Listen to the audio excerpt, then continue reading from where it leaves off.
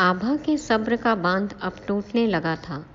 Doctor साहब के मित्रवत व्यवहार के कारण उसने अपनी भावनाएं उनके साथ साझा करने का निर्णय लिया। ताना बाना की ओर से सुलझती गांठें। डॉक्टर मोहित एक मशहूर मनोरोग चिकित्सक थे जो रिटायरमेंट के बाद अपने गृह नगर कुन्नूर में अपनी सेवाएं दे रहे थे। रोज की तरह आज भी जैसे ही उन्होंने क्लिनिक में प्रवेश किया, कुछ लोग पहले से ही बाहर बैठे हुए थे। उन्होंने मरीज को अंदर आने के लिए कहा। 35 वर्षीय आभा ने सामने की कुर्सी पर बैठते हुए बताया, डॉक्टर साहब, कल रात से बहुत चक्कर आ रहे हैं और बहुत घबराहट भी हो रही है। मैं अपने कुछ फ्रेंड्स के साथ मुंबई से यहाँ घूमने आई हूँ और कल रात से तबीयत कुछ ठीक नहीं लग रही है। क्या पहले भी कभी आपको ऐसे घबराहट और चक्कर आ चुके हैं या ये सब पहली बार महसूस हो रहा है? आभा की बातें सुनकर डॉक्टर मोहित ने पूछा। आभा ने बिना कुछ कहे अपने मोबाइल में सेव्ड रिपोर्ट्स और कुछ प्रिस्क्रिप्शन डॉक्टर मोहित के सामने रख दिए। प्रिस्क्रिप्शन में कुछ डिप्रेशन और अनिद्रा की दवाइयाँ लिखी हुई थी। ये दवाइयाँ कब से ले रही हैं आप? डॉक्टर साहब ने मोबाइल स्क्रीन पर स्वाइप करते हुए पूछा। जी, यही कोई पिछले 10 सालों से मेरा इलाज मुंबई में चल रहा है। कुछ और रिपोर्ट्स देखकर पता चला कि पिछले कई वर्षों में इन दवाइयों को बदल बदल कर घटा बढ़ाकर दिया जा रहा है और साथ ही उनमें से एक प्रिस्क्रिप्शन शिकागो के किसी मनोविशेषज्ञ का भी था। उसमें लिखी हुई दवाइयाँ काफ़ी स्ट्रॉन्ग थी। क्या आप अपने इलाज के लिए शिकागो भी गई थी? मेरी छोटी बहन विभा अपने पति संदीप और बच्चों के साथ वहाँ पर सेटल्ड है। उनसे मिलने के लिए मैं शिकागो गई थी, लेकिन वहाँ भी मेरी तबीयत बहुत ख़राब हो गई थी। डॉक्टर साहब अब तक समझ चुके थे कि यह मामला मनोदैहिक अर्थात साइकोसोमैटिक बीमारी का लगता है। उनका इलाज का तरीका अन्य डॉक्टर से थोड़ा अलग था। वे जानते थे कि ब्रेन एक ऑर्गन है और मन उसको चलाने वाली शक्ति है। दवाइयाँ ब्रेन के लिए दी जा रही हैं, जबकि बीमारी तो मन में है। अतः कुछ दवाइयाँ लिखकर उन्होंने आभा को अगले दिन आने को कहा। दूसरे दिन आभा को तबीयत कुछ बेहतर लग रही थी।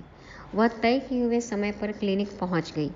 डॉक्टर मोहित ने चाय मंगाई और इधर उधर की बातें करने लगे। आभा भी अब थोड़ी कंफर्टेबल फील कर रही थी, इसलिए खुलकर बातें करने लगी। डॉक्टर साहब ने बातों बातों में पूछा, आपकी बहन शिकागो में है और आपका परिवार कहाँ पर है? जी, मैंने शादी नहीं की। डॉक्टर साहब की अनुभवी नज़रों ने परख लिया था और अब वे कॉग्निटिव बिहेवियरल थेरेपी आजमाना चाहते थे। अतः उन्होंने प्रश्न किया, अरे ऐसा क्यों? इसकी कोई ख़ास वजह? आभा के सब्र का बांध अब टूटने लगा था। डॉक्टर साहब के मित्रवत व्यवहार के कारण उसने अपनी भावनाएं उनके साथ साझा करने का निर्णय लिया। संदीप और मैं यूनिवर्सिटी ऑफ मुंबई में साथ में पढ़ते थे। हम दोनों बहुत अच्छे दोस्त थे। घर पर भी आना जाना था। मेरी पसंद और मित्रता धीरे धीरे प्यार में बदलने लगी, लेकिन यह प्यार एक तरफा साबित हुआ। विभा और संदीप एक दूसरे को चाहने लगे और संदीप अमेरिका जाने से पहले शादी करना चाहते थे। कुछ महीनों बाद ही वे शादी करके अमेरिका चले गए, लेकिन यह सदमा मैं सहन नहीं कर पाई। दोनों के प्रति ईर्ष्या की भावना बढ़ने लगी, पर यह रिश्ता ऐसा था कि जिससे छूट पाना भी संभव नहीं था। अवसाद और अनिद्रा का इलाज तब से ही चल रहा है। शिकागो में उनकी खुशहाल जिंदगी देखकर मनहीन भावना से भर उठता है। यह बताते हुए आभा खुद को रोक नहीं पाई और रोने लगी। डॉक्टर मोहित ने कहा, आज आप जी भर कर रो लीजिए और जो कुछ भी इतने सालों में आपने दबा कर रखा है सब कह डालिए। आभा ये सारी बातें साझा करके खुद को काफ़ी हल्का महसूस कर रही थी।